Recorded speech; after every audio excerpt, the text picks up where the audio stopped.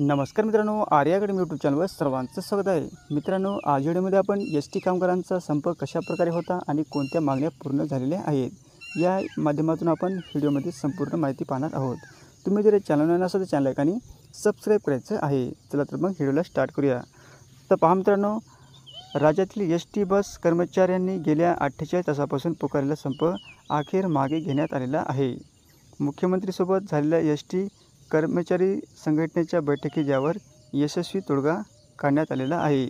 त्यानुसार S T कर्मचाऱ्यांच्या मूळ पगारात 6,500 रुपयाची घसघशीत वाढही करण्यात आलेली आहे. ऐन गणेशोत्सवाच्या तोंडावर हा संप पुकारण्यात आल्याने गावोगावी जाणाऱ्या नागरिकांची मोठी गैरसोय होत होती. शासकीय कर्मचाऱ्याप्रमाणे एस टी महामंडळाच्या कर्मचाऱ्यांना देखील वेतन मिळावं या प्रमुख मागणीसह इतर प्रलंबित मागण्यासाठी एस टीच्या कर्मचाऱ्यांनी संप पुकारला होता. या पार्श्वभूमीवर सह्याद्री गेस्ट हाऊस येथे मुख्यमंत्री आणि उपमुख्यमंत्री उपस्थित एस टी कर्मचाऱ्यांच्या विविध 13 संघटनेच्या समन्वय कमिटीसोबत बैठक पार पडलेली आहे. यावेळी या कर्मचाऱ्यांच्या मागण्या मान्य करण्यात आलेल्या आहेत. त्यानुसार 1 एप्रिल 2020 पासून सरसकट एस टी कर्मचाऱ्यांच्या मूळ पगारात 6,500 रुपये इतकी वाढ करण्यात आलेली आहे. त्याबरोबर इतर मागण्याबाबत शासकीय सकारात्मक असून त्यावरही लवकरात लवकर तोडगा काढण्यात येईल असे आश्वासन यावेळी मुख्यमंत्री एकनाथ शिंदे यांनी दिलेले आहे. तर पुढे पाहूत कसं आहे. आज महाराष्ट्रातील एस टी कर्मचाऱ्यांचा आजच्या बैठकीकडे लक्ष होतं. या बैठकीत मुख्यमंत्री एकनाथ शिंदे, मुख्यमंत्री देवेंद्र फडणवीस आणि उद्योगमंत्री उदय सामंत यांचे मी आभार मानतो असे गोपीचंद पडळकर यांनी सांगितलं.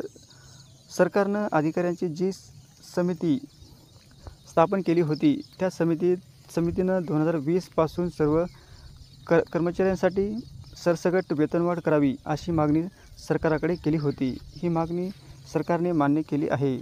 ज्या कर्मचाऱ्यांना 2021च्या नोव्हेंबरमध्ये 2,500, 4,000 आणि 5,000 रुपये अशी वाढ केली होती त्या सर्व कर्मचाऱ्यांना आता सरसकट 6,500 रुपये वाढ करण्यात आलेली आहे अशी माहिती गोपीचंद पडळकर यांनी केली आहे.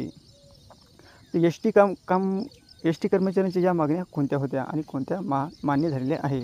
तर बघा, पहिली एक आहे महाराष्ट्र राज्य मार्ग परिवहन महामंडळाच्या कर्मचाऱ्यांना 1 एप्रिल 2020 पासून सरसकट मूळ वेतनात म्हणजे 6,500 रुपये वाढ करण्यात आलेली आहे.